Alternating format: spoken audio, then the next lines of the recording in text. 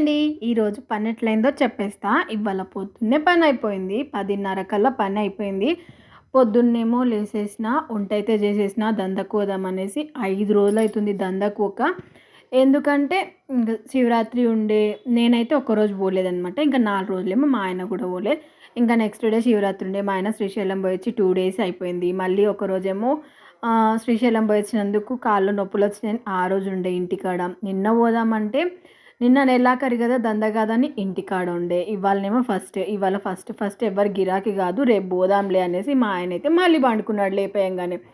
ఇంకేం చేద్దాం పాపమ్మనైతే దోశలు వేసి చట్నీ రుద్ది అన్నం వండి పచ్చిపులుసు చేసేసి పంపించేసిన. నేను కూడా 2 దోశలు వేసేసుకొని తిన్నా. మీకు ఆ విషయం చెప్పిన కదా.